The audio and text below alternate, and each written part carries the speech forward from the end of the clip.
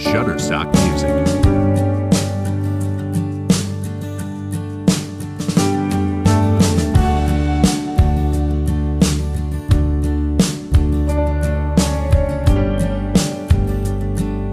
Shutterstock Music.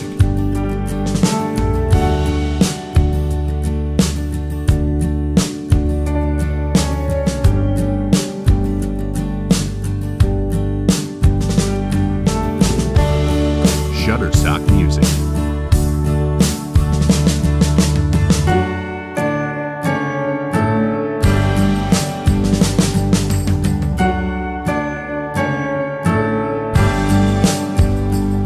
Shutterstock Music.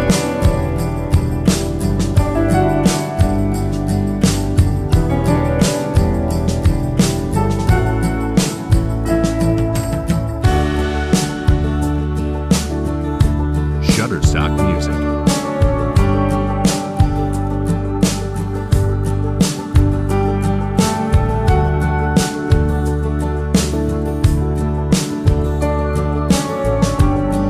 ನೀಡುವಂಥದ್ದು shavasana.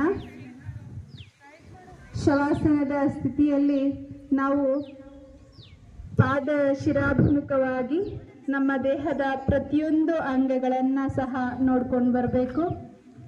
ಆಯಾ ಅಂಗಗಳಲ್ಲಿರುವಂತಹ ನೋವುಗಳೇನಿದೆ ಅವುಗಳನ್ನೆಲ್ಲ ನಾನು ಕಳೆದುಕೊಂಡಿದ್ದೀನಿ ಅನ್ನುವಂತಹ ಭಾವನೆ ನಿಮ್ಮ ಬರಬೇಕು.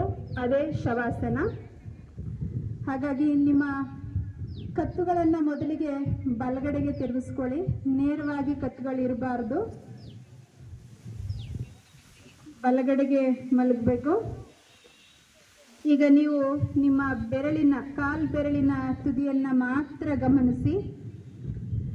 ಬೆರಳುಗಳು ಅವುಗಳು ಸಹ ಬಹಳ ದಣಿದಿರುತ್ತೆ.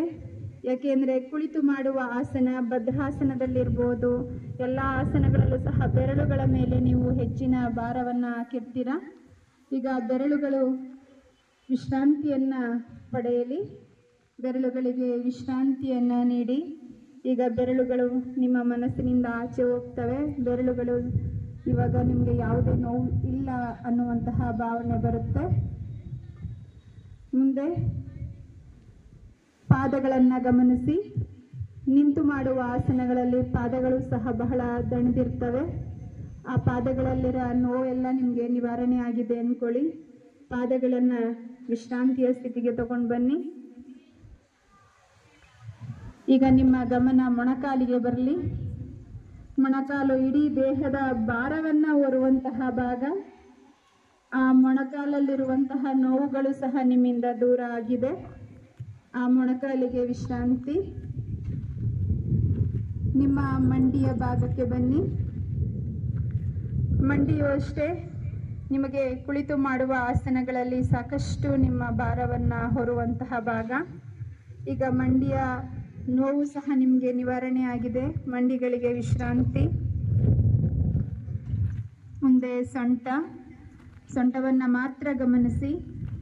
ಸೊಂಟ ಭಾಗಕ್ಕೂ ಸಹ ವಿಶ್ರಾಂತಿಯನ್ನು ನೀಡಿ. ಅಲ್ಲಿ ಯಾವುದೇ ನೋವುಗಳು ನಿಮಗೆ ಕಾಣಿಸ್ತಾ ಇಲ್ಲ. ಬಹಳ ಒಂದು ರೀತಿಯ ವಿಶ್ರಾಂತಿಯ ಭಾವನೆ ನಿಮ್ಮ ಮನಸ್ಸಿನಲ್ಲಿದೆ.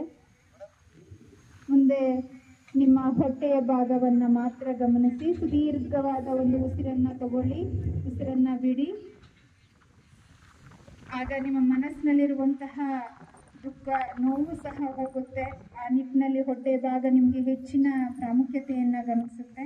ಹಾಗಾಗಿ ಹೊಟ್ಟೆಯ ಭಾಗವನ್ನು ಗಮನಿಸಿ. ಸುದೀರ್ಘವಾದ